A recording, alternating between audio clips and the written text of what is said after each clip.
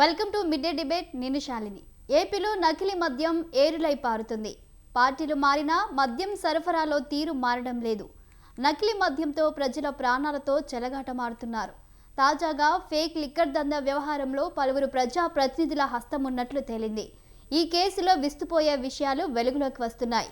ఇందులో ఎవరెవరి హస్తం ఉంది, ఇన్నాళ్ళు ఎక్సైజ్ అధికారులు, పోలీసులు ఏం చేస్తున్నారు, ఇలాంటి అంశాలపైనే ఇవాల్టి మిడ్ డే డిబేట్లో చర్చిద్దాం.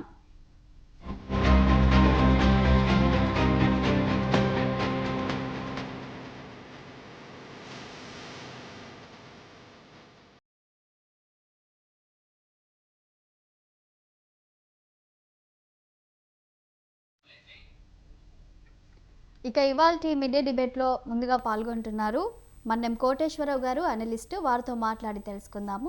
సార్, మనం మొన్నటి వరకు లిక్కర్ స్కామ్ అనే అంశాన్ని తెర మీదకి వచ్చింది, దాన్ని వింటూ ఉన్నాము. వైసీపీ పార్టీపై ఎన్నో ఆరోపణలు వచ్చాయి. మరి ఎంతో మందిని లిక్కర్ స్కామ్ కేసులో అరెస్టులు కూడా మనం చూసాము. ఇప్పుడు కొత్తగా ఏపీలో నకిలీ మద్యం ఏరులై పారుతుంది. మరి దీంట్లో కొంతమంది టీడీపీ నేతలు ఉన్నారని కూడా ఒకవైపు మరి వైసీపీ పార్టీ ఆరోపిస్తుంది. సార్, మరి దీన్ని ఇప్పుడు ఎలా చూడాలంటారు? వైసీపీ పార్టీ ఆరోపించడం కాదు, తెలుగుదేశం పార్టీకి చెందినటువంటి ఆ నియోజకవర్గ ఇన్ఛార్జి గత ఎన్నికల్లో పోటీ చేసినటువంటి అభ్యర్థి ఇప్పుడు అదేవిధంగా తెలుగుదేశం పార్టీకి చెందినటువంటి ఒక నేతను కూడా ఆ ఉదంతంలో అరెస్ట్ చేశారనేది మనం గమనించాలి. వైసీపీ చేస్తున్నటువంటి ఆరోపణ ఏమిటంటే, ఈ ముఠా వెనక లేదా ఈ నిందితుల వెనక, ఈ అరెస్ట్ అయిన వాళ్ళ వెనకాల అగ్రనాయకులు ఉన్నారు. చంద్రబాబు నాయుడు గారు, అదేవిధంగా లోకేష్, అదేవిధంగా ఆ జిల్లాకి చెందినటువంటి మంత్రి రాంప్రసాద్ రెడ్డి ఉన్నారు అనేటువంటిది వాళ్ళు చేస్తున్నటువంటి ఆరోపణ. అందువలన అది గతంలో జరిగినటువంటి మద్యం కుంభకోణానికి మొత్తం బాధ్యుడు జగన్మోహన్ రెడ్డి గారే అని గతంలో తెలుగుదేశం పార్టీకి చెందినటువంటి వాళ్ళు లేదా జనసేన, బీజేపీ నాయకులు ఆరోపణ చేసినటువంటి సంగతి తెలిసిందే. దాని మీద ఇప్పుడు విచారణ జరుగుతూ ఉంది. కొంతమందిని అరెస్ట్ చేశారు. మొత్తం మీద ఇంకా ఫైనల్ ఎఫ్ఐఆర్ అయితే దాఖలు చేయలేదు. అది ఎప్పుడు చేస్తారు ఏమిటి అనేటువంటిది చూడాల్సి ఉంది. జగన్మోహన్ రెడ్డి గారికి సంబంధించి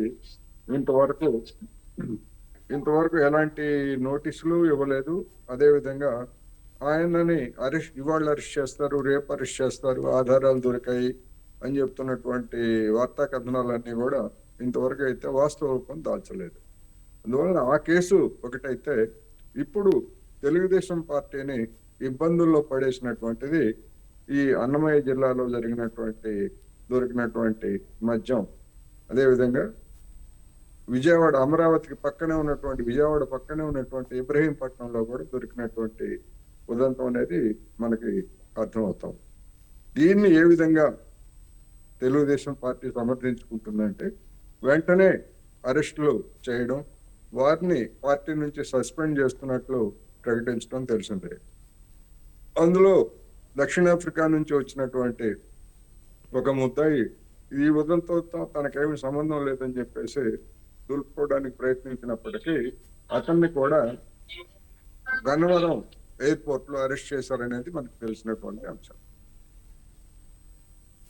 రైట్ సార్, మనం ఇక్కడ చూస్తే పార్టీలు మారినా కానీ ఈ మద్యం సరఫరాలో మాత్రం ఈ తీరు మారడం లేదు. ఎందుకంటే గత ప్రభుత్వంలో కూడా వైసీపీ ఉన్నప్పుడు ఇప్పుడు టీడీపీ వాళ్ళు ఏంటి సార్? బ్రేక్ అయింది, చెప్పండి సార్. ఇప్పుడు ఏంటంటే గత ప్రభుత్వంలో ఉన్నప్పుడు నకిలీ మద్యం సరఫరా చేస్తున్నారని కూడా టీడీపీ మరి ప్రతిపక్షంలో ఉన్నప్పుడు ఆరోపణలు చేసింది. ఎంతోమంది మరి చనిపోతూ ఉన్నారని ఆరోపణ చేసింది. మరి ఇప్పుడు కూడా ఈ నకిలీ మద్యం ద్వారా కూడా చాలామంది మరి ప్రాణాలు పోవడం మనం చూస్తూ ఉన్నాము. కానీ ఇక్కడ పార్టీలు మారినా కూడా మద్యం సరఫరాలో ఈ తీరు మాత్రం మారడం లేదు సార్. దీన్ని ఎలా చూడాలంటారు? కేవలము మరి డబ్బులు దండుకోవడం కోసం ఏ ప్రభుత్వాలు మారినా కూడా ఇది మారడం లేదు అని చూడొచ్చా సార్? దీనిపై ఏమంటారు సార్? ఇప్పుడు ఈ ఉదంతంలో జయచంద్రారెడ్డి అనేటువంటి తెలుగుదేశం పార్టీ నాయకుడు పేరు బయటకు రాగానే, అతని మీద కేసు నమోదు కాగానే తెలుగుదేశం పార్టీ పెద్దలు ఏం చెప్తున్నారు ఇప్పుడు? అబ్బాయి అతను వైసీపీ నుంచి వచ్చాడు అని చెప్పేసి సన్నాయి నొప్పులు నొక్కుతున్నారు. వైసీపీ నుంచి వచ్చాడా లేకపోతే ఇంకొక పార్టీ నుంచి వచ్చాడా అనేటువంటిది కాదు సమస్య. మరి అటువంటి చరిత్ర కలిగినటువంటి వాళ్ళని మీ పార్టీలో ఎందుకు చేర్చుకున్నారు అనేది జనాల నుంచి ఎదురవుతున్నటువంటి ప్రశ్న. ఒకవేళ అదే కనుక వాస్తవం అయితే, వైసీపీ నుంచి వచ్చిన వాళ్ళే కనుక వాస్తవం అయితే, వాళ్ళకి అటువంటి దురలవాట్లు లేకపోతే కుంభకోణాలకు పాల్పడేటువంటి చరిత్ర ఉన్నప్పుడు మీ పార్టీలో చేరిన దగ్గర నుంచి అటువంటి నాయకులు ఏం చేస్తున్నారు, వాళ్ళ కార్యకలాపాలు ఏమిటి, వాళ్ళు ఏం చేస్తున్నారు అనేటువంటిది మరి నిఘా పెట్టాల్సినటువంటి బాధ్యత అధికారానికి వచ్చినటువంటి పార్టీగా మీ మీద కూడా ఉంటుంది కదా.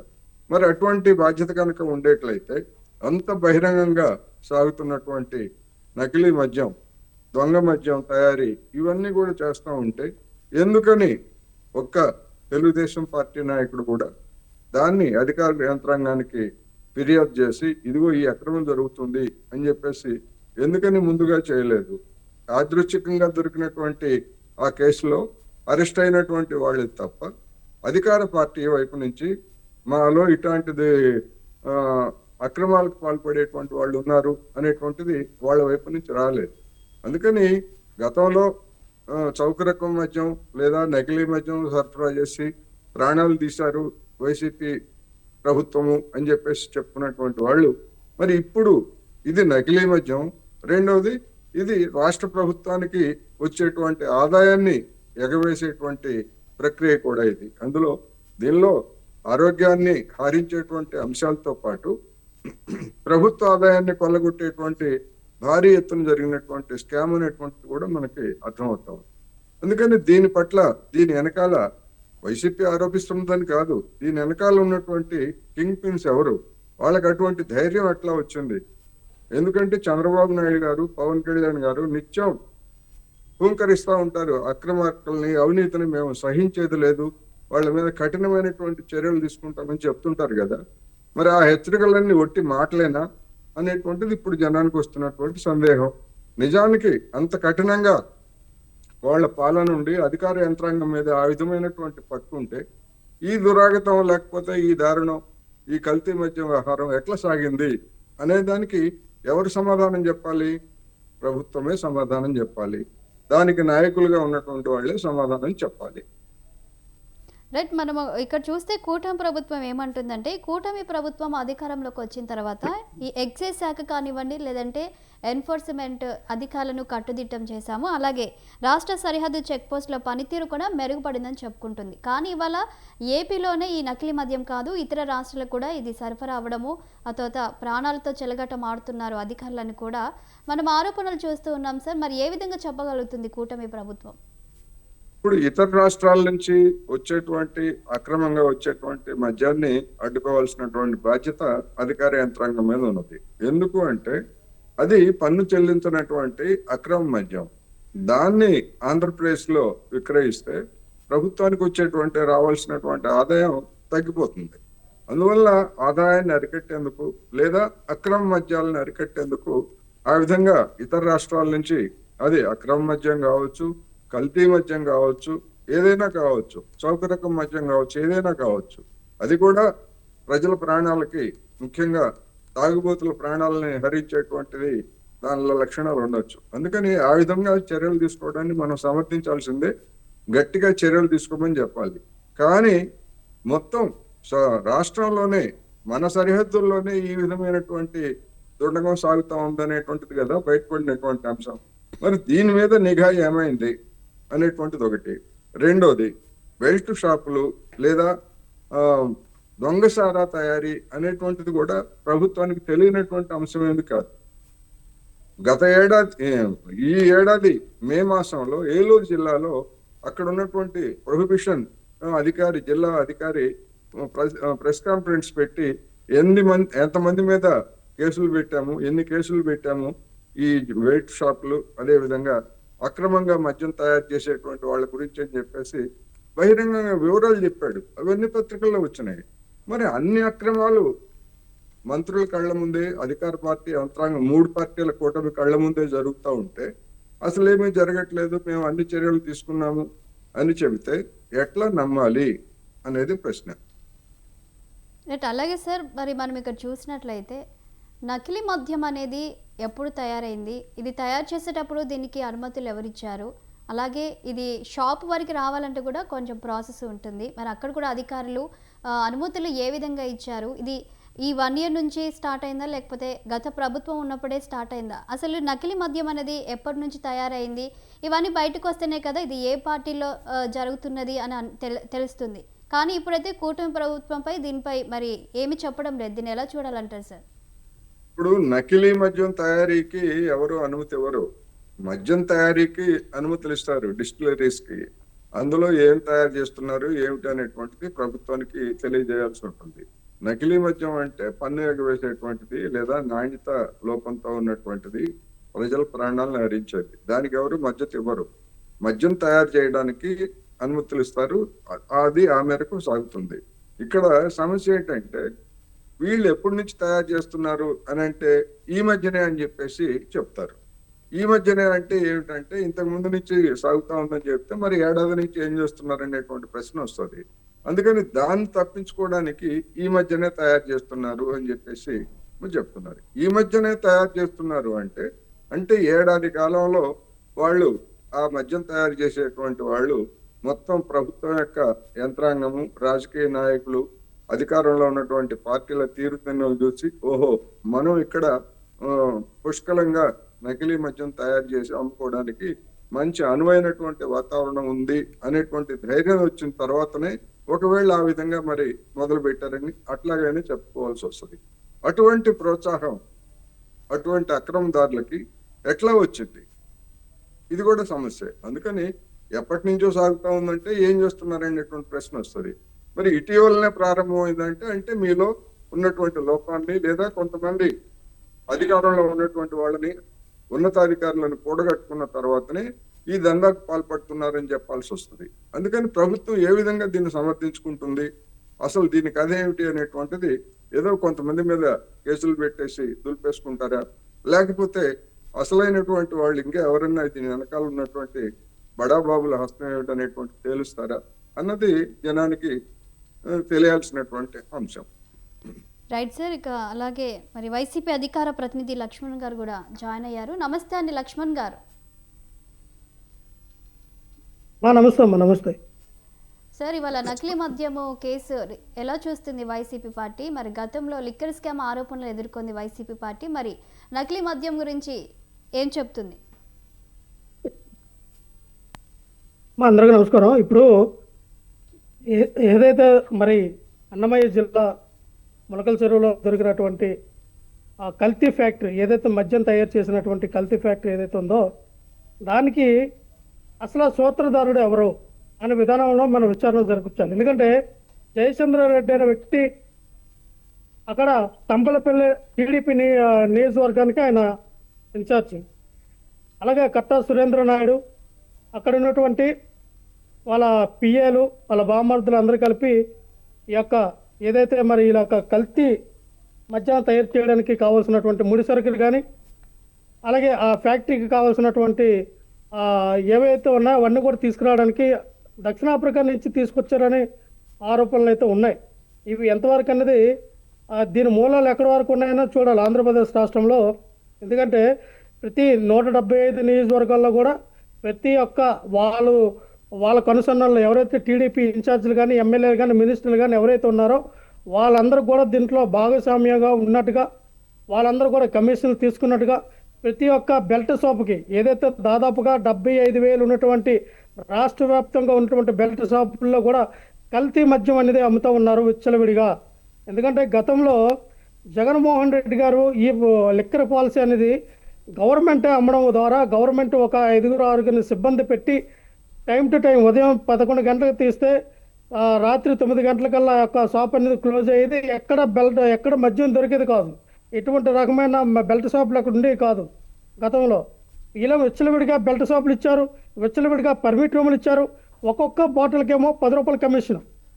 ఇలాగ విచ్చలవిడిగా అమ్ముతూ ఉన్నారంటే దీని వెనకతలో ఉన్నటువంటి వ్యక్తులు ఎవరైనా సరే చిన్న వ్యక్తులు కాదని అర్థమవుతుంది. ఖచ్చితంగా నారా లోకేష్ గారు, చంద్రబాబు నాయుడు గారి యొక్క ప్రభావంతోనే ఇది జరుగుతుందని రాష్ట్ర ప్రజలు అనుకుంటూ ఉన్నారు. ఎందుకంటే ఒక చిన్న స్థాయి ఒక నియోజకవర్గం సంబంధించిన వ్యక్తి ఈ మేర రోజుకి 28,000 క్వార్టర్ల యొక్క మందు బాటలు తయారు చేస్తూ ఉన్నారంటే ఆసమస్ కాదు.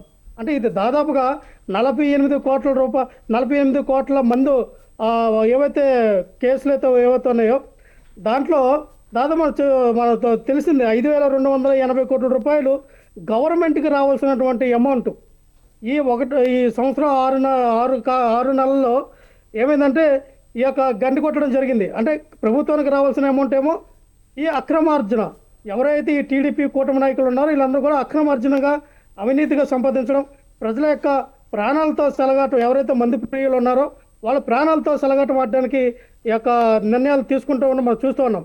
గతంలో చంద్రబాబు నాయుడు గారు ఏమన్నారు, సంపద సృష్టిస్తా అన్నారు. సంపద సృష్టించడం ఏమో పక్కన పెడితే ఆయన 2,10,000 కోట్ల రూపాయలు అప్పులు చేశారు. ఒకవేళ సంపద సృష్టించడం అంటే ఈ యొక్క కల్తీ మద్యం తయారు చేయడమేమో. ప్రతి నియోజకవర్గంలో ప్రతి ఒక్క ఇన్ఛార్జి కానీ ఎమ్మెల్యే కానీ వాళ్ళకు అనుకూలంగా ఉన్నటువంటి మినిస్టర్లు కానీ వాళ్ళ చేత ఈ అక్రమ మద్యాన్ని, కల్తీ మద్యాన్ని, నకిలీ మద్యాన్ని తయారు చేయించి ఎవరైతే మద్యం ప్రియులు ఉన్నారో వాళ్ళకి అమ్మడం ద్వారానే సంపాదించే సంపదే ఈ యొక్క సంపద సృష్టి అని అర్థమవుతుంది. ఇక్కడ క్రిస్టల్ క్లియర్గా అర్థమవుతుంది ఏంటంటే ఏదైతే మొలకల చెరువు నుంచి చూస్తే ఇక్కడ విజయవాడలో ఉన్నటువంటి ఇబ్రహీంపట్నంలో దాదాపుగా 22,000 ఖాళీ బాటిల్ దొరికినాయి, మందు బాటిల్, క్వార్టర్ బాటిల్స్. అక్కడ లేబుల్స్, క్యాప్స్, అలాగే క్యారమల్ స్పిరిట్, దాదాపుగా 99 క్యాన్లు క్యారమల్ స్పిరిట్. ఈ క్యారమల్ స్పిరిట్ ఎక్కడి నుంచి వస్తూ ఉందన్నది దానిపైన కూడా సమగ్ర విచారణ చేయాలి. ఈ యొక్క విజయవాడతో ఆగిపోలేదండి. ఆ పక్కన ఉన్నటువంటి నూజివీడు నుంచి ఇటు తూర్పుగోదావరి పశ్చిమ జిల్లాలో ఇటు వస్తే అనకాపల్లి, పరవాడ నుంచి ఇలా చూస్తే ఆ శ్రీకాకుళం, విజయనగరం, ఇటు మొత్తం వాళ్ళకి రాష్ట్ర వ్యాప్తంగా నలుమూలల్లో ఎక్కడ పడితే అక్కడ అన్అఫీషియల్ ఈ డిస్టిలరీస్ అనేది ఏదైతే పెడుతూ ఉన్నారో అది ఒక కుటీర పరిశ్రమలాగా ఏర్పాటు చేసి అక్కడి నుంచి కల్తీ మద్యం, ఈ నకిలీ మద్యం తయారు చేస్తూ ఉన్నారని మాకున్నటువంటి సమాచారం. ఖచ్చితంగా దీన్ని మేము ముందు తీసుకెళ్తాం, ప్రజలకు తెలియపరుస్తాం. ఏదైతే బెల్ట్ షాపుల్లో ఇచ్చినటువంటి ఈ మద్యం, ఏదైతే వైన్ షాపులో అమ్ముతూ ఉన్నారో ఈ మద్యం నికార్సైన మద్యమా, కల్తీ మద్యమా, నకిలీ మద్యమా అని కొనుక్కునే వ్యక్తికి ఎలా తెలిసిద్దండి? ఆడేదో 150, 200, 300 పెట్టి ఒక క్వార్టర్ బాటిల్ కొంటాడు. అది కల్తీ కలిసిందా, నకిలీ మందా, లేదంటే ఒరిజినల్ మందని ఎలా తెలిసిద్ది? ఖచ్చితంగా. అందుకని మేమేమంటామంటే ఎవరైతే మద్యం అమ్ముతూ ఉన్నారో దాని మీద క్యూఆర్ కోడ్ అనేది ఏర్పాటు చేయండి.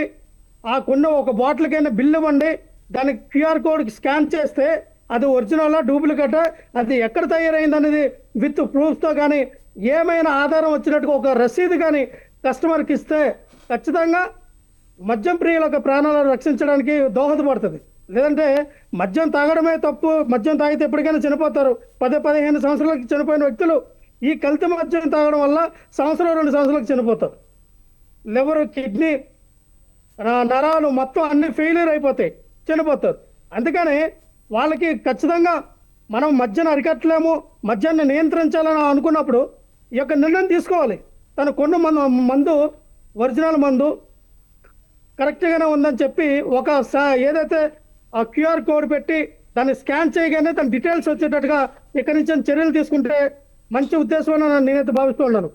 లేదు మేము ఇలాగే విచ్చలవిడిగా మందు అమ్ముతాం, ఇలాగ విచ్చలవిడిగా కల్తీ మద్యం తయారు చేస్తాం, మమ్మల్ని ఎవరు అడ్డుతారులే, మనల్ని ఎవరు ఆపేరు అన్నట్టుగా పవన్ కళ్యాణ్ గారు అన్నట్టుగా, ఇదే పవన్ కళ్యాణ్ దగ్గర గతంలో రాష్ట్రంలో ఎక్కడ చిన్న జరిగినా నేనున్నానని చెప్పి ముందుకు వచ్చిన పవన్ కళ్యాణ్, నాకు తెలుసు కల్తీ మద్యం ఎలాగుంటుందో, నకిలీ మద్యం ఎలాగుంటుందో నాకు తెలుసు. మా నాన్నగారు అబ్కారీ శాఖలో పనిచేశారు, అబ్కారీ శాఖలో పనిచేయడం ద్వారా నాకు కల్తీ మద్యం ఎలా తయారు చేస్తారో, దాన్ని తాగడం వల్ల లివర్ కానీ, కిడ్నీ కానీ, నరాలు కానీ ఏ విధంగా ఫెయిలియర్ అవుతుందో నాకు తెలుసు అన్నటువంటి పవన్ కళ్యాణ్ ఈ రోజున రాష్ట్రంలో ఇంత పెద్ద మొత్తాన 5,280 కోట్ల రూపాయలు ఏవైతే రాష్ట్ర ప్రభుత్వానికి రావాల్సినటువంటి ఒక అమౌంట్ని ఈ అక్రమార్జన సంపాదన విషయంలో ఎందుకైనా పవన్ కళ్యాణ్ ప్రశ్నించట్లా? ఎందుకైనా పవన్ కళ్యాణ్ గారు రోడ్డు మీదకి వచ్చి అడగట్లా? అంటే మీరు జగన్మోహన్ రెడ్డి గారిని వైఎస్ఆర్ పార్టీని ప్రశ్నించడానికి పార్టీ పెట్టారా? లేదా రాష్ట్రంలో ఎక్కడ ఏ అన్యాయం జరిగినా, అక్రమాలు జరిగినా, ఎవరు ఏ యొక్క సందర్భంలో జరిగినా ప్రశ్నించడానికి వచ్చారా? అంటే ఇది పవన్ కళ్యాణ్ అనే వ్యక్తి ఆ యొక్క నిద్రమత్తులో లేగాలి. లేదా ఈ కల్తీ మద్యం కూడా పవన్ కళ్యాణ్ తాగి రోజు పడుకుంటున్నాడేమో మాకు అర్థం కావట్లా. కల్తీ మద్యానికి ఆయనకి తెలుసు కాబట్టి ఆయన ఎక్కువ మోతాదులో మరి యొక్క స్పిరిట్, క్యారమాల్ స్పిరిట్ కానీ ఈ నకిలీ మద్యం ఆయన తాగి ఆయన యొక్క ఏదైతే మాదాపూర్లో ఉన్నటువంటి తన గెస్ట్ హౌస్లో కానీ తన ఇంట్లో కానీ ఈ యొక్క కల్తీ మద్యం తాగి బయటికి రావడానికి వీలు కుదరట్లేదో నాకు అర్థం కావట్లా.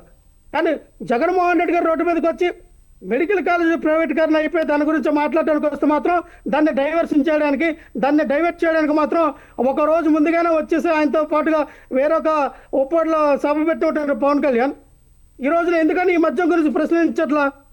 అరే నకిలీ మద్యాన్ని దక్షిణాఫ్రికా నుంచి ఎవరైతే ఈ పనిముట్లు తీసుకొచ్చారో, ఎవరైతే ఈ క్యారమాల్ స్పిరిట్, ఎవరైతే ఈ యొక్క కల్తీ మద్యాన్ని తయారు చేస్తూ ఉన్నారో దీని అన్నింటి మీద కూడా పవన్ కళ్యాణ్ గారు స్పందించిన పరిస్థితి ఎటువంటి పరిస్థితి అయినా ఉంది. కానీ దీని కూడా మరి ఎందుకని సైలెంట్గా ఉన్నారు? పవన్ కళ్యాణ్ గారికి ఎంత ఓటో అందుతూ ఉంది. నారా లోకేష్ గారు ఓటే ఎంత, చంద్రబాబు నాయుడు గారు ఓటే ఎంత? ఈ 5,280 కోట్లలో ఎవరెవరు జోబులో ఎంత వచ్చినాయి సాక్షాత్తు జయచంద్ర రెడ్డి చెప్తా ఉన్నాడు. ఇది ఈ విషయంలో కానీ ఈ కేసు విషయంలో కానీ మమ్మల్ని బయటికి తప్పించకపోతే, బయటికి మమ్మల్ని వదలకపోతే ఖచ్చితంగా దీని వెనకతలో ఉన్నటువంటి చంద్రబాబు నాయుడు, నారా లోకేష్, పవన్ కళ్యాణ్ ఖచ్చితంగా మీరు ఇరుకులు పడతారని చెప్పి వాళ్ళు బ్లాక్మెయిల్ చేస్తున్నారని చెప్పి సమాచారం కూడా మా దగ్గర ఉంది. అందుకే చెప్తున్నాం, ఏదైతే ఆ రోజున ఒకటేనమ్మా 78 బారు షాపుల యొక్క ఓనర్ల నంబర్లు ఉన్నాయన్నారు. అప్పుడు 78 ఉన్నాయా, 178 ఉన్నాయా? నా దగ్గర 10,000, 20,000 బారు షాపులు ఉన్నాయి. ఎందుకంటే రాష్ట్రంలో ఉన్నటువంటి ప్రతి ఒక్క బారు షాపులో కూడా ఈ తయారు చేసిన కల్తీ మద్యం ఉంది. ప్రతి 3 క్వార్టర్ బాటిల్ 1-2 కల్తీ బాటిల్స్ ఉన్నాయి. దాన్ని ఎలాగ మనం ఐడెంటిఫై చేస్తాం? ఎలాగ ఇది మంచి లెక్కరా లేదా కల్తీ లెక్కరా, నకిలీ లెక్కరా అనేది తాగే వ్యక్తి ఎలాగ ఐడెంటిఫై చేస్తాడు? తనేదో ఒక 150-200 పెట్టి ఆ క్షణానికి బాటిల్ దొరికిందని తాగేస్తాడంతే. దాన్ని ల్యాబ్కి తీసుకెళ్ళి టెస్ట్ చేయలేరు కదా. టెస్ట్ చేసిన తర్వాత ఇది ఒరిజినల్, ఇది మన తాగొచ్చానని అంత టైం ఉండదు కదా తాగిన వాళ్ళకి. సో అందుకనే రాష్ట్ర ప్రభుత్వం జవాబుదారీతనం ఉండాలి, అకౌంటబిలిటీ చూపించాలి దీని మీద. ఎందుకంటే గతంలో మేము చూపించాం, గవర్నమెంట్ అమ్మింది కాబట్టి అకౌంటబిలిటీ ఉంటుంది, జవాబుదారీతనం చూపిస్తుంది. ఈ రోజున మీరు విచ్చలవిడిగా ప్రైవేట్ వ్యక్తులకి కమిషన్ రూపంలో ప్రతి ఎమ్మెల్యేకి ఆ నియోజకవర్గంలో ఎన్ని షాపులు ఇచ్చారో ఆ షాపుల నుంచి ప్రతి ఎమ్మెల్యేకి కూడా ఒక నెలకి 25 లక్షల రూపాయలు కమిషన్ ఇస్తూ ఉన్నారు. ఏ రకంగా కమిషన్ ఇస్తారు? ఒక మందు షాపుల ధరన ఒక ఎమ్మెల్యేకి 25 లక్షల రూపాయలు కమిషన్ వీళ్ళు పన్ను కడుతూ ఉన్నారంటే అక్కడ ఏ మాత్రాన అక్కడ కల్తీ మద్యం, నకిలీ మద్యం విచ్చలవిడిగా సరఫరా అవుతుంది, ప్రజలకు అమ్ముతూ ఉన్నారు, అర్థమవుతూ ఉంది. సో దీని మీద ఖచ్చితంగా సిబిఐ ఎంక్వైరీ అయ్యాలి. సిబిఐ ఎంక్వైరీ వేసి దీని వెనకతలో ఉన్నటువంటి బడాబాబులు కానీ దీని వెనకతలో ఉన్నటువంటి ఎవరెవరైతే దాగున్నారో వాళ్ళందరూ సమగ్ర విచారణ జరిపించి బయటికి తీసుకురావాల్సిందే. రైట్. కోటేశ్వర గారు మీరేమంటారు సార్? ఇప్పుడు కూటమి ప్రభుత్వం ఏమంటుందంటే మా ప్రభుత్వంలోనే మేము ఈ నకిలీ మద్యం తయారీ చేసే వాళ్ళను పట్టుకున్నాము, అలాగే దీని వెనుక ఎవరున్నా ఎంతటి వారున్నా కూడా ఖచ్చితంగా కఠిన చర్యలు తీసుకుంటాము అని కూటమి ప్రభుత్వం చెప్తుంది సార్. మరి దీన్ని ఎలా చూడాలంటారు సార్? అధికారంలో ఉన్నటువంటి వాళ్ళు ఆ విధంగా సమర్థించుకోకుండా ఏ విధంగా మాట్లాడతారు? దొరికిపోయింది ఎవరు అంటే ఆ పార్టీకి చెందినటువంటి వాళ్ళే. మరి ఆ పార్టీకి చెందినటువంటి వాళ్ళు ఆ మద్యం తయారు చేస్తూ ఉంటే నేను ఇంతకు ముందే చెప్పినట్టుగా మరి ఆ పార్టీకి చెందినటువంటి ఆ జిల్లా నాయకులు కానీ లేదా కార్యకర్తలు కానీ లేదా నిఘా యంత్రాంగం కానీ ఎందుకని వెంటనే దాన్ని కనిపెట్టలేకపోయింది? దాని యొక్క విస్తృతి ఎంత, ఎన్ని షాపులకి? ఎందుకు అంటే ఇప్పుడు ఆ పరిసర ప్రాంతాల్లో కావచ్చు లేకపోతే ఇతర ప్రాంతాల్లో కావచ్చు, అది ఎక్కడైతే సరఫరా చేశారో ఆ షాపుల్లో అఫీషియల్ గా కొనుగోలు చేసినటువంటి మద్యం ఎంత, గతంలో ఎంత మద్యం కొనుగోలు చేశారు, ఈ నకిలీ మద్యం వచ్చిన తర్వాత అఫీషియల్ గా బెవరేజెస్ కార్పొరేషన్ నుంచి కొనుగోళ్లు ఎంత తగ్గిపోయాయి, ప్రభుత్వానికి ఎంత నష్టం వచ్చింది అనేటువంటి విషయాలన్నీ కూడా విచారణలో చెప్పాలి. చెప్పిన తర్వాత దాని యొక్క లోతుపాతులు అనేటువంటివి తెలుస్తాయి. అందువలన ఇప్పటి వరకు చెప్పినటువంటి అంశాలు ఏవి కూడా దాన్ని మూసిపెట్టేందుకు కొంతమందిని అక్కడేదో ఆ నకిలీ మద్యం తయారీ కేంద్రాల్లో పనిచేస్తున్నటువంటి కొంతమంది వర్కర్స్ని అరెస్ట్ చేశారు. వర్కర్స్ దేవుంది బతకడానికి వచ్చినటువంటి వాళ్ళు, కానీ అసలైనటువంటి వాళ్ళని వదిలేసి ఆ వర్కర్స్ ని అరెస్ట్ చేసినంత మాత్రాన ఆ కేసు ఏ విధంగా ముందుకెళ్తుంది అనేటువంటి సమస్య. అందుకని దాని వెనకాల ఎంత మేరకు అది విస్తరించింది, ఎన్ని మద్యం ఎంత మద్యం అమ్మారు, వాటి విలువ ఎంత, ఆ మేరకు రాష్ట్ర ప్రభుత్వానికి వచ్చిన నష్టం ఎంత, ఈ విషయాలన్నీ కూడా చెప్పినప్పుడు వీళ్ళు చేస్తున్నటువంటి విచారణ సరైనదా కాదా అనేటువంటిది జనం తెలుసుకుంటారు. అందువల్ల ఇప్పటి వరకు జరిగినటువంటి తీర్పులను చూస్తే ఆ విధమైనటువంటి వివరాలు ఏమీ రాలేదు. కొంతమందిని అరెస్ట్ చేయడం, కేసు దాఖలు చేయడం తప్ప కేసు విచారణ ఇంకా పూర్తి కాలేదు కనుక ఏం చేస్తారు ఈ కేసుని అనేటువంటిది రాష్ట్ర ప్రజలందరూ కూడా ఆసక్తిగా ఎదురు చూస్తున్నారు. రైట్. అలాగే మరి లక్ష్మణ్ గారు మీరేమంటారు? నకిలీ మద్యాన్ని ప్రోత్సహించేదే జగన్ అని కూడా ఎమ్మెల్యే కూన రవికుమార్ అంటున్నారు. మరి చంద్రబాబే కదా నకిలీ మద్యంపై దాడులు నిర్వహించాలని చెప్పింది. గత ప్రభుత్వంలో కూడా సొంత బ్రాండ్ పేరిట మరి ప్రజల ప్రాణాలతో చెలగాటం ఆడుతున్నారని కూడా మరి టీడీపీ ప్రభుత్వం ఆరోపించింది. దీనిపై మీరేమంటారు?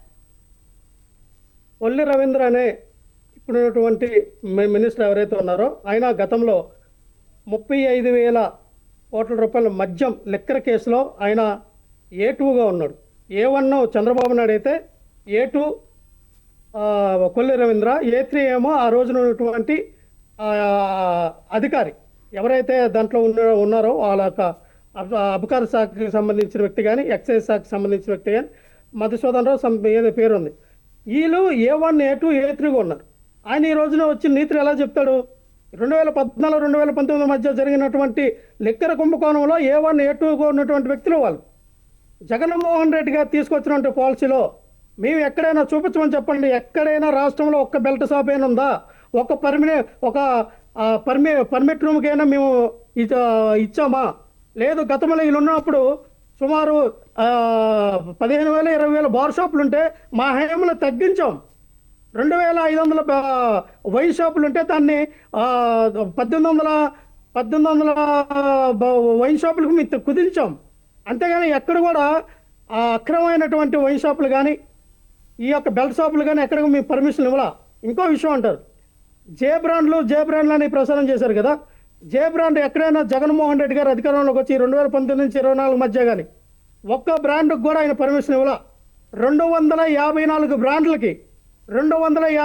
బ్రాండ్లకి పర్మిషన్లు ఇచ్చి దిగిపోయినటువంటి చంద్రబాబు నాయుడు గారు అవే బ్రాండ్లకు కంటిన్యూ అయింది. జగన్మోహన్ రెడ్డి కొత్త బ్రాండ్లు ఎక్కడ పర్మిషన్ ఇవ్వలేదు. కొత్త డిస్టిలరీస్ కూడా ఆయన పర్మిషన్ ఇవ్వాలి. రాష్ట్రంలో 20 డిస్టిలరీస్ ఉన్నాయి. అందులో 14 డిస్టిలరీలు కూడా చంద్రబాబు నాయుడు గారు పర్మిషన్ ఇచ్చినటువంటి కూటమి ప్రభుత్వంలో ఉన్నటువంటి అయ్యన్న పాత్రుడు కానీ, ఆ యనమల రామకృష్ణుడు కానీ, అలాగే చాలామంది ఉన్నారు ఆ కూటమి ప్రభుత్వానికి సంబంధించినటువంటి వ్యక్తులదే, మాగంటి శ్రీనివాస్, వీళ్ళందరూ ఆ డిస్టిలరీస్. సో ఆ రోజున మరి ఎందుకని ఆ రోజున నిజంగా కల్తీ జరిగి ఉంటే వాళ్ళు చెప్తారు కదా, ఆ డిస్టిలరీలు అందరూ చెప్తారు కదా ఎస్ కల్తీ జరిగిందని.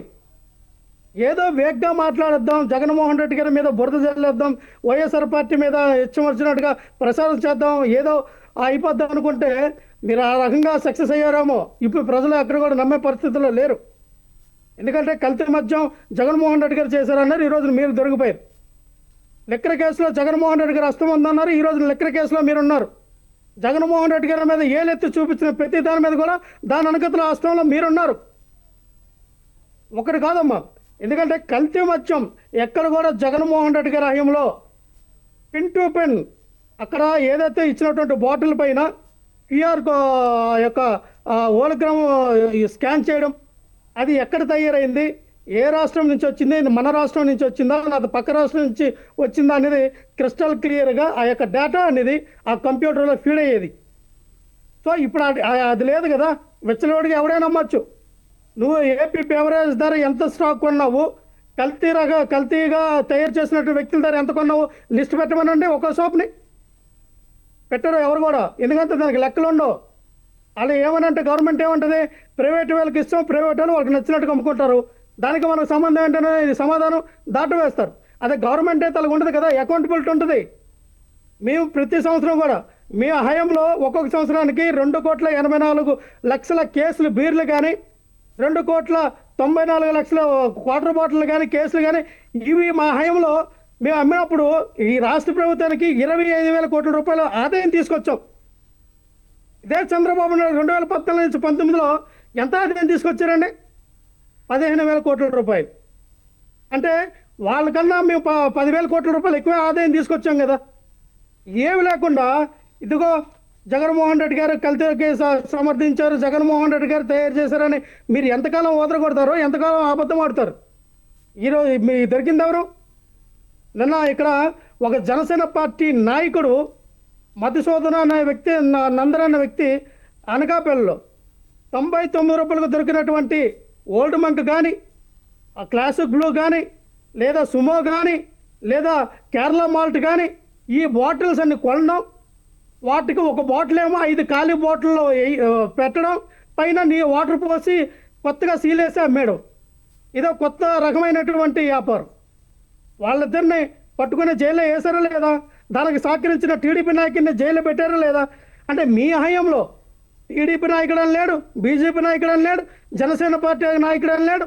కూటమికి సంబంధించిన ప్రతి ఒక్క నాయకుడు కూడా కరప్షన్కి, అవినీతికి పాల్పడి ప్రజల యొక్క ప్రాణాలతో సలగాటమాడి కల్తీ మద్యం, నకిలీ మద్యం తయారు చేయడానికి పూనుకొని ఆదాయ మార్గంగా దీన్ని ఎంచుకొని వెచ్చలవిడిగా బెల్ట్ షాపుల్లో నకిలీ మద్యాన్ని అమ్ముతున్నారా లేదా?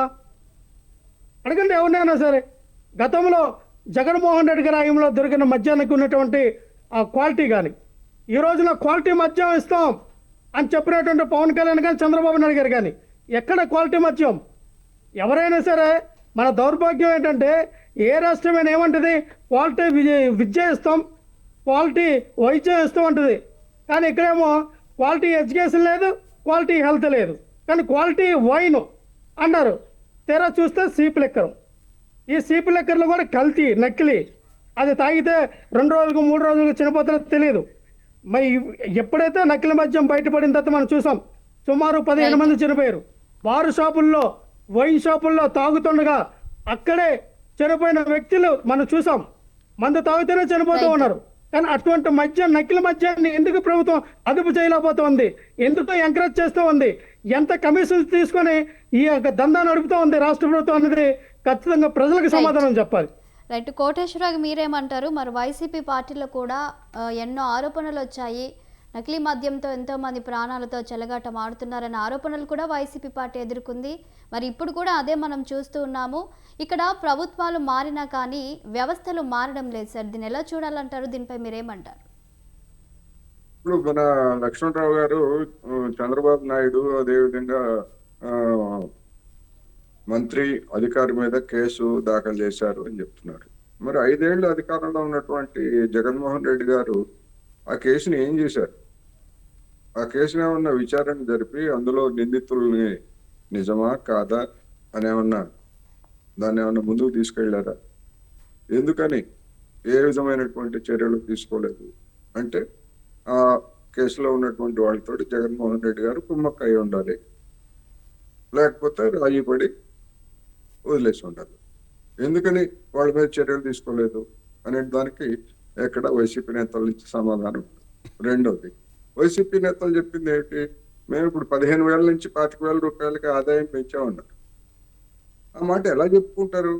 మేము దశల వారీగా మద్యాన్ని నిరుత్సాహపరిచి 5 ఏళ్లలో పూర్తిగా నిషేధం విధిస్తామని చెప్పినటువంటి వాళ్ళు 15,000 నుంచి మేము 25,000కి పెంచాము, ఇది మా గొప్ప అని చెప్పేసి చెప్పుకోవడానికి రాజకీయంగా, నైతికంగా వాళ్ళకి ఉన్నటువంటి రైట్ ఏమిటి?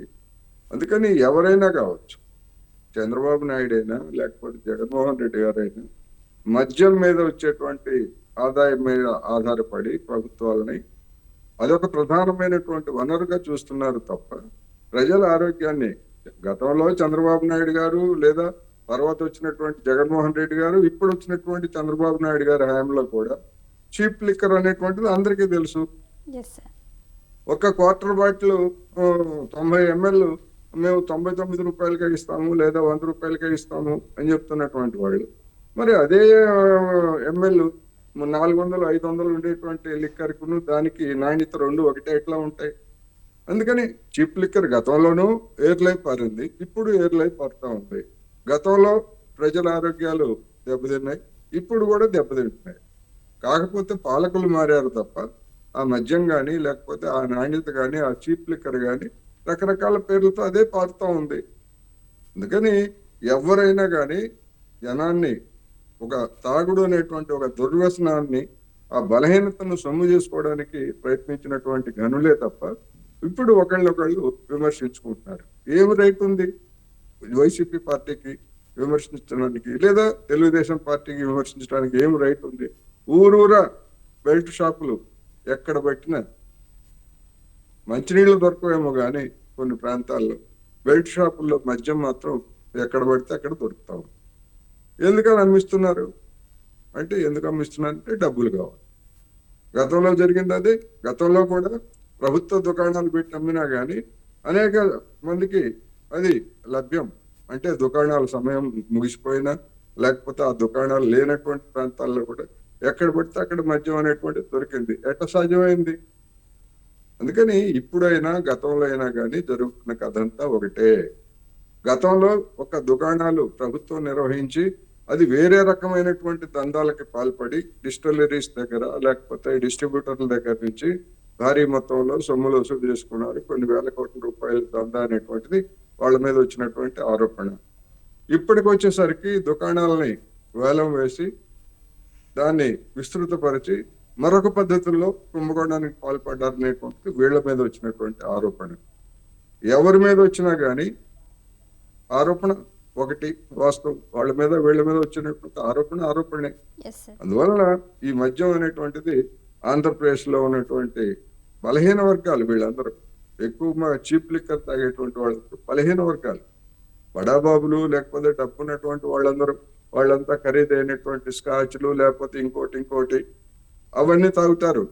సరే, వాళ్ళకు ఒకవేళ రోగాలు వచ్చినా కానీ లక్షలు ఖర్చు పెట్టి కార్పొరేట్ ఆసుపత్రిలో చికిత్సలు చేయించుకోగలిగినటువంటి శక్తి సామర్థ్యాలు వాడికి ఉన్నాయి. కానీ పేదవాళ్ళకి అటువంటి ఆదాయము లేదు.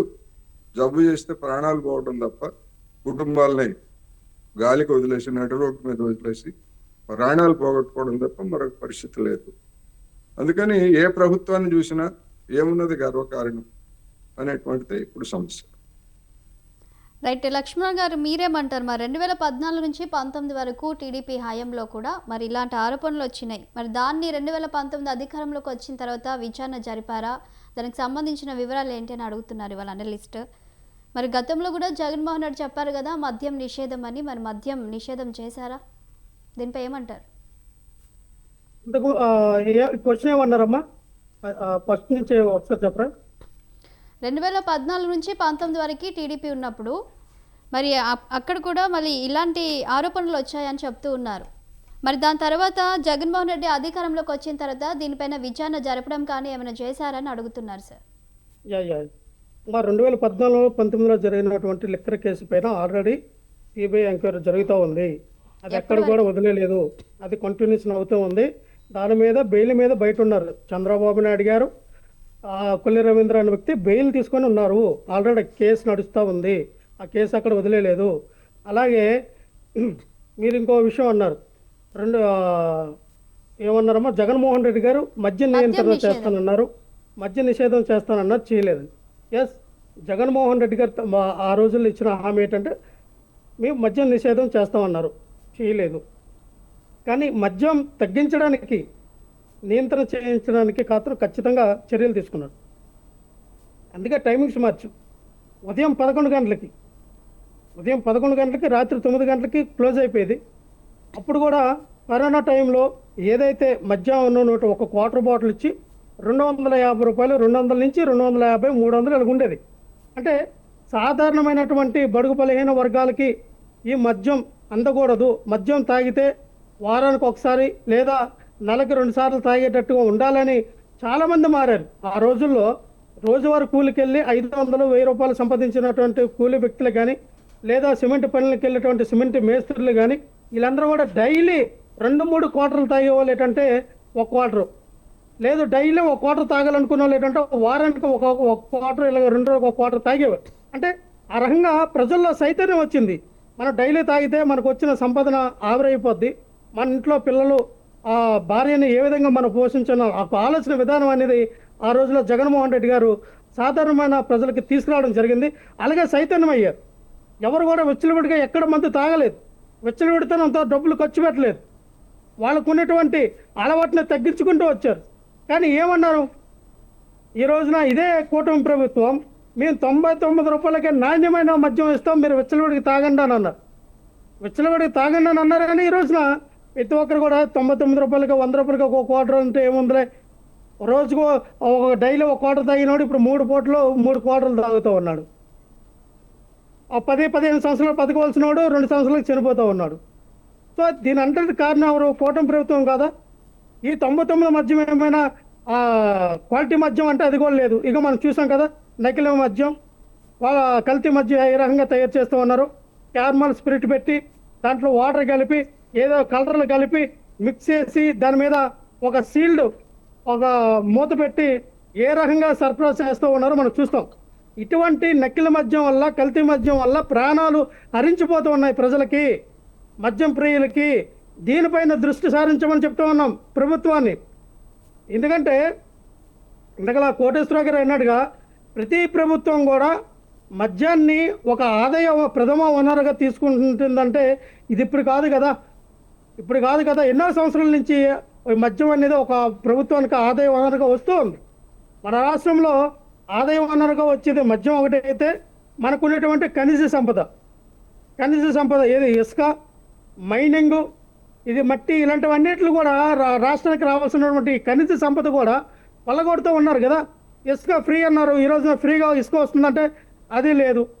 మనకున్నటువంటి ఏపీఎండిసి ద్వారా ఎన్ని గనులు ఉన్నాయో అన్ని గనులు కూడా తాకట్టు పెట్టి మొన్ననే 94,000 కోట్ల రూపాయలకి ఇది తాకట్టు పెట్టేశారు ప్రైవేటు సంస్థలకి. 1,94,000 కోట్ల ఉన్నటువంటి భూమి విలువని ఏం చేశారు? కేవలం 9,500 కోట్ల రూపాయలు అప్పులు తీసుకొచ్చారు ప్రైవేటు వ్యక్తులకి తాకట్టు పెట్టి. సో మనం ఇక్కడ ఏం గమనించాలంటే, ఖచ్చితంగా మద్యాన్ని కానీ, ఈ ఖనిజ సంపదను కానీ, అలాగే మన రాష్ట్రానికి రావాల్సినటువంటి జిఎస్టీ ద్వారా వచ్చినటువంటి కానీ, ఏ రకంగా అయితే ఇన్కమ్ ట్యాక్స్ ద్వారా వచ్చినటువంటి అమౌంట్ కానీ, జిఎస్టీ ద్వారా వచ్చినటువంటి అమౌంట్ కానీ, ఇది రాష్ట్రం యొక్క డెవలప్మెంట్కి, సంక్షేమ పథకాలకి మరి పెంపొందించడానికి ఉపయోగపడే వనరులు. సో ఈ రోజున ఆ రకంగా జరుగుతూ ఉందంటే ఖచ్చితంగా కూటమి ప్రభుత్వం వచ్చిన తర్వాత జిఎస్టీ తగ్గింది, ఇన్కమ్ ట్యాక్స్ తగ్గింది. అంటే తగ్గిందంటే అర్థం ఏంటంటే ఇలా తగ్గించలా, వసూలు చేయడంలో, జిఎస్టీ డబ్బులు వసూలు చేయడంలో మాతో పోల్చుకుంటే తక్కువ, ఇన్కమ్ ట్యాక్స్ ద్వారా వచ్చినట్టు డబ్బులు తక్కువ. తలసరి ఆదాయం కూడా గతంలో మాతో పోల్చుకుంటే చాలా తక్కువగా ఉంది ఆంధ్రప్రదేశ్. మేము ఉన్నప్పుడు నంబర్ 1 స్థానానికి తీసుకెళ్ళాం జీడిపిని, తలసరి ఆదాయాన్ని. కానీ ఈ రోజున కూటమి ప్రభుత్వంలో అంకెల లెక్క పెట్టుకోవచ్చు, ఆ డబుల్ డిజిట్లో ఉందా, ట్రిపుల్ డిజిట్లో ఉందా అనేది క్రిస్టల్ క్లియర్గా ఇక్కడ అర్థమవుతుంది. ఏంటంటే ఖచ్చితంగా ఈ యొక్క కల్తీ లిక్కర్ మద్యాన్ని అణిసివేయాలి, ఎవరు కూడా అందుబాటులో లేకుండా చూడాలి. ఎవరైతే దీని అనుగతులు ఉన్న బడాబాబులందరూ కూడా సమగ్రమైన విచారణ జరిపించి ఈ మూలాలు ఆంధ్రప్రదేశ్ రాష్ట్ర నలుమూలలో 175 నియోజకవర్గాల్లో ఉన్నాయనేది వాస్తవం. 175 నియోజకవర్గాల్లో ఉన్న టీడీపీ ఇన్ఛార్జీలు కానీ, ఎమ్మెల్యే కానీ, మినిస్టర్లు కానీ కమిషన్లు అందుతున్నాయి అనేది వాస్తవం. అందులో పవన్ కళ్యాణ్ గారికి, చంద్రబాబు నాయుడికి, అలాగే నారా లోకేష్కి ఓటాలు వెళ్తున్నాయి అనేది వాస్తవం. ఇది అన్నీ కూడా బయటికి రావాలి. ఖచ్చితంగా ఏది వదిలిపెట్టిన పరిస్థితులు అయితే ఏమి లేవు. ఈ లిక్కర్ మద్యానికి ఎవరు పునాది వేశారో, ఏ నియోజకవర్గం, ఏ జిల్లా స్థాయి నుంచి ఈ బార్ షాపులకి, బెల్ట్ షాపులకి, పర్మిట్ రూమ్లకి వెళ్తున్నాయి, దీనిపైన సిబిఐ ఎంక్వైరీ ఖచ్చితంగా వేయాలి. సిబిఐ ఎంక్వైరీ వేయాలి, లేదా సుప్రీంకోర్టు రిటైర్డ్ సిట్టింగ్ జడ్జి కానీ, హైకోర్టు రిటైర్డ్ సిట్టింగ్ జడ్జి పైన కానీ సమగ్ర విచారణ జరిపితే కానీ ఈ నిజాలు అనేది బయటికి రావు. మేమేదో సిట్ వేసాం, ఎస్ఐటి సిట్ అంటే చంద్రబాబు నాయుడు సిట్ అంతా కూర్చోవాలి, నిలబడాలి అనే రకమైనట్టు సిట్లు కాకుండా, ఇది ఎవరైతే మీరు చెప్తున్నట్టుగా హైకోర్టు జడ్జి ఎవరైతే రిటైర్డ్ జడ్జి, సిట్టింగ్ జడ్జి కానీ, సుప్రీంకోర్టు రిటైర్డ్ సిట్టింగ్ జడ్జి కానీ, వాళ్ళ ఆధ్వర్యంలో కానీ సిబిఐ ఎంక్వైరీ ఖచ్చితంగా జరపాలి. ప్రజల యొక్క ప్రాణాలు కాపాడాలి. విచ్చలవిడితనంతో కల్తీ మద్యం, లిక్కర్ని సరఫరా చేస్తున్నటువంటి కూటమి ప్రభుత్వం 100కు 10 రెట్లు, 10 రెట్లకు 100 రెట్లు ఖచ్చితంగా అనుభవిస్తుంది. ప్రజలందరూ కూడా గమనిస్తూ ఉన్నారు ఏ రకంగా కల్తీ మద్యాన్ని సరఫరా చేసి మందు ప్రియుల ప్రాణాలు హరిస్తూ ఉన్నారు. రాష్ట్ర ప్రభుత్వం యొక్క ప్రజలు గమనిస్తూ ఉన్నారు, ఆడపిల్లలు గమనిస్తూ ఉన్నారు. వాళ్ళ యొక్క భర్తల యొక్క తాళిబొట్లు తెగిపోతున్నాయని వాళ్ళంతా వాళ్ళకే సైతం వచ్చి రాష్ట్ర వ్యాప్తంగా ఉద్యమాలు కూడా చేశారు. ప్రతి ఒక్క బల్ట్ షాప్ దగ్గర ఉద్యమం చేశారు. ప్రతి ఒక్క అబ్కారీ షాప్ దగ్గర ఏదైతే విజిలెన్స్ అదే ఎక్సైజ్ శాఖ ఉందో వాళ్ళ దగ్గర కూడా ధర్నాలు చేయడం మనం చూస్తూ ఉన్నాం. రైట్. ఖచ్చితంగా దీన్ని ఉవ్వెత్తున పెద్ద ఉద్యమంగా వైఎస్ఆర్ పార్టీ తీసుకెళ్ళిపోతూ ఉంది. ఎందుకంటే మధ్యలో మాకు ఈ పీపీపీ విధానాన్ని వ్యతిరేకించడానికి ఈ 45 రోజులు కూడా కోటి సంతకాల సేకరణ ఏదైతే జరుగుతుందో దాంతో పాటుగా ఇది కూడా ప్యారలల్గా మహిళా విభాగంతో రాష్ట్రంలోని ప్రజలు కూడా అందరూ కూడా ప్రతి ఒక్క ఏసీపీ ప్రతి ఒక్క ఈ యొక్క ఎక్సైజ్ శాఖ దగ్గర ఈ యొక్క విజిలెన్స్ల దగ్గర ఖచ్చితంగా ధర్నా చేయడానికి మా యొక్క కార్యకర్తలు కానీ మహిళా విభాగం కానీ రాష్ట్ర ప్రజల మహిళలు కూడా రాబోతూ ఉన్నారు. ప్రజ ఎత్తున ప్రజల్లో చైతన్యం కలిగించాలనేది మా ముఖ్య ఉద్దేశం. రైట్. కోటేశ్వర గారు మీరేమంటారు సార్? ఏ పార్టీ అధికారంలోకి వచ్చినా మట్టి మాఫియా, మైనింగ్ మాఫియా, అక్రమంగా భూములు స్వాధీనం చేసుకున్నారు, ఇలాంటివే వింటూ ఉన్నాం సార్. పాలకులు మారుతున్నారు కానీ పరిస్థితులు మాత్రం మారడం లేదు.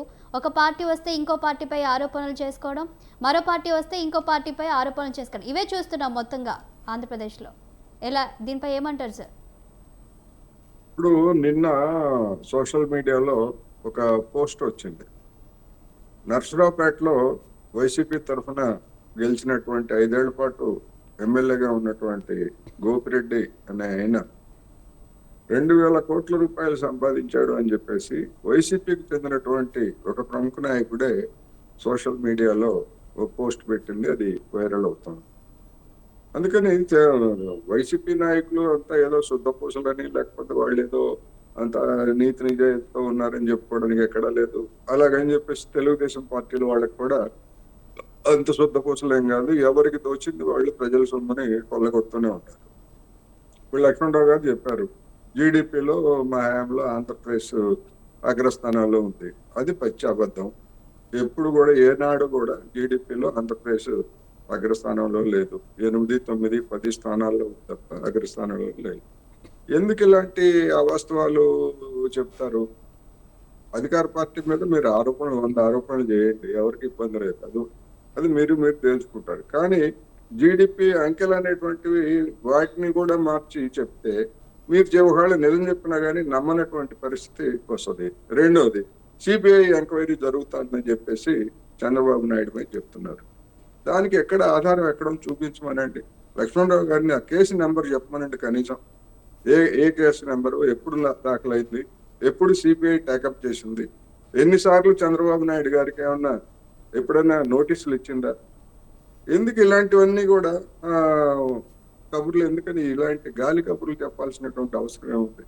అందుకని ఆధారం లేనటువంటి ఆరోపణలతోటి కాలక్షేపం చేయడం ప్రతిపక్షాలకి గతంలో తెలుగుదేశం పార్టీ అదే విధమైనటువంటి కొన్ని అంశాల పట్ల అదే విధమైనటువంటి కాలక్షేపం చేసింది. ఇప్పుడు వైసీపీ కూడా అదే విధమైనటువంటి ఆరోపణలతోటి కాలక్షేపం చేస్తా ఉంది. అందుకని 2 పార్టీలు కూడా ప్రజల్ని విస్మరించి కేవలం అధికార కుమ్ములాటలతోటి లేదా అధికారాన్ని అడ్డుపెట్టుకొని తమ జేబులను నింపుకోవడానికి చేసేటువంటి ప్రయత్నాల్లో భాగంగానే తప్ప అభివృద్ధి అనేటువంటిది ఒట్టి మాట అనేది 2 పార్టీలు గతంలో చంద్రబాబు నాయుడు గారి హయాంలో రుజువైంది. ఆ తర్వాత జగన్మోహన్ రెడ్డి గారు అదే చేశారు. ఇప్పుడు మళ్ళా రెండోసారి చంద్రబాబు నాయుడు గారు ఆంధ్రప్రదేశ్ ముఖ్యమంత్రిగా చేపట్టి భ్రమలన్నీ కూడా కల్పిస్తున్నారు అనేది మనకు స్పష్టంగా కనిపిస్తుంది. Right sir. మరి ఇప్పుడు వైసీపీ పార్టీ నకిలీ మద్యం తయారీకి సంబంధించి సిబిఐకి కోరుతుంది సార్, దీన్ని ఎలా చూడాలంటారు? సిబిఐ కోరుతుంది ఏముంది? ఇప్పుడు వాళ్ళ దగ్గర గతంలో చంద్రబాబు నాయుడు గారి మీద కేసు నమోదు చేస్తూ ఉంటున్నారు కదా, ఆ కేసు సంగతి తేల్చమనండి, కోర్టుకు వెళ్ళమనండి. ఏమైంది? సిబిఐ ఎందుకు విచారణ పూర్తి చేయలేదని చెప్పేసి వైసీపీ నాయకులను కోర్టుకు వెళ్ళమనండి. సిబిఐ దాన్ని విచారణని జాగు చేస్తా ఉంది, లేకపోతే చంద్రబాబు నాయుడు గారిని రక్షిస్తా ఉంది అని చెప్పేసి కోర్టుకు వెళ్ళమనేది తెలుస్తుంది. అందుకని ఇప్పుడు దీన్ని సిబిఐకే ఉంది పట్టుకున్నారు. దాని మీద ఒకటి సిబిఐ, ప్రతిదానికి సిబిఐ అనేటువంటిది ఓకే. ఆ పెద్ద కేసుల్లో సిబిఐ వేస్తున్నారు. ఆ సిబిఐ వివేకానంద రెడ్డి హత్య కేసులో ఏం జరుగుతుందో మనం చూస్తూనే ఉన్నాం. దాన్ని ఏ విధంగా అదే జగన్మోహన్ రెడ్డి గారి పార్టీ సొంత బాబాయిని కేసులు ఏ విధంగా నీరుగార్చిందో, ఏ విధంగా సిబిఐని అడ్డుకున్నదో కూడా మనకు అదంతా చూసాం. అందుకని సిబిఐ అనేటువంటిది ఊరికి ఒక రాజకీయ పరమైనటువంటిదే తప్ప అవసరమైతే వేస్తారు సిబిఐ. అది రాజకీయ పార్టీగా వాళ్ళు కోరొచ్చు. కానీ అసలు విషయం అది కాదు కదా. సిబిఐ వేస్తే ఏమవుతుంది? సిబిఐ వేస్తే కేంద్రంలో ఉన్నటువంటి నరేంద్ర మోడీ సర్కారు, చంద్రబాబు నాయుడు బాయి బాయి. ఎస్ ఎస్ ఏం తెలుస్తారు? సిబిఐ తెస్తే తేలేదు ఏమీ లేదు. ఏమీ మూసిపెట్టదలుచుకుంటే ఇప్పుడైనా మూసిపెడతారు, సిబిఐ వేసినా కూడా మూసిపెడతారు తప్ప ఏదో అడగాలి కనుక అడగటం అనేటువంటిది తప్ప మరొకటి ఏమీ కనపట్లేదు అనేది నా అభిప్రాయం. ఇంకోటి సార్ వాళ్ళు అంటున్నారు లక్ష్మణ్ గారు, మరి గత ప్రభుత్వంలో మద్యం నిషేధం చేయకపోయినా బాటిల్కి సంబంధించి దాని రేట్ ఎంతైతే ఉందో 200, 250 అలా పెంచి మరి మందు బాబులలో ప్రజలలో చైతన్యం తీసుకువచ్చే ప్రయత్నం చేసింది వైసీపీ పార్టీ అని చెబుతున్నారు. మరి దీనిపై మీరు ఏం చేశారు? ఏం చేశారు? మద్య నిషేధ నియంత్రణ పేరుతోటి ఉన్నటువంటి ఒక కమిటీ ఉంది. దానికి లక్ష్మణ్ రెడ్డి అనే ఆయన్ని నియమించారు. ఆయన నాకు బాగా తెలుసు, నాకు మిత్రుడే. ఆయనకి డబ్బులు ఇచ్చారు తప్ప ఆ కమిటీ ఏం చేసింది? ఎప్పుడైనా ఆ కమిటీ చేసినటువంటి ప్రచారం గురించి లేదా దాని వల్ల వచ్చినటువంటి ఫలితాలు ఏమిటో చెప్పమనండి ఎవరినైనా. వైసీపీ నాయకులుగా మంత్రులుగాను లేదా ముఖ్యమంత్రులుగా పనిచేసినటువంటి వాళ్ళు ఇవన్నీ సొల్లు కబుర్లు తప్ప ఏం చేశారు వాళ్ళు? ఆదాయాన్ని పెంచుకుంటూ, ఒకవైపు ఆదాయాన్ని పెంచుకుంటూ ఏటేటా 15,000 నుంచి 25,000కి పెంచామని చెప్పేసి చెప్తూ జనాన్ని తాగబోయించి మేమేదో మద్య నిషేధాన్ని పెట్టాము, జనాన్ని చైతన్యం చేశాము. ఎక్కడ చైతన్యం చేశారు? జనాన్ని చైతన్యం చేస్తే ఎందుకని తాగుబోతులుగా తయారయ్యారు ఆంధ్రప్రదేశ్ లో ఉన్నటువంటి వాళ్ళు? ఇప్పుడు ప్రచారం చేయండి, మీరు వెళ్ళి గ్రామాలకు వెళ్ళి మందు మానండి అని చెప్పేసి గ్రామాలకు వెళ్ళి వైసీపీ నాయకులు జగన్మోహన్ రెడ్డి గారు పాదయాత్ర చేయమనండి, లేదా సానుభూతి యాత్ర చేయమనండి. పొగాకు మీద, మామిడికాయల మీద, మిర్చి మీద ఇట్లాంటివన్నీ చేశారు కదా. ఎస్ సార్ మందు మానండి అని చెప్పేసి ఒక యాత్ర చేయమనండి చిత్తశుద్ధి ఉంటే. అలాంటి పనులు చేయకుండా ఊరికి కబుర్లు చెప్తూ కూర్చున్నారు ప్రతిపక్షానికి చెందినటువంటి పార్టీ. లక్ష్మణరావు గారిని వ్యక్తిగతంగా అంటే కాదు సమస్య ఇది. వైసీపీ మొత్తం నాయకత్వానికి ఇది ఒక సవాలు, ఒక విధమైనటువంటి ప్రశ్న. అందుకని చేయమనండి. మద్యం గురించి మేము ఇట్లా చేశాం కదా, తాగొద్దని చెప్పాము, మీరు ఎందుకు తాగుతున్నారు అని చెప్పేసి మరి 40% ఓట్లు వచ్చాయి కదా. మీ 40% ఓటర్లనైనా మద్యం మాన్పించండి, తెలుస్తుంది. అందుకని ఒట్టి కబుర్లతో కాలక్షేపం చేయొద్దు అనేది నేను చెప్పదలుచుకున్నాను. రైట్, థ్యాంక్ యూ అండి. ఇవాళ డిబేట్లో పార్టిసిపేట్ చేసినటువంటి కోటేశ్వరరావు గారికి అలాగే లక్ష్మణ్ గారికి థ్యాంక్ యూ అండి. ఇది వాళ్ళ మీడియా డిబేట్. మరో డిబేట్తో మళ్ళీ కలుద్దాం. చూస్తూనే ఉండండి స్వతంత్ర.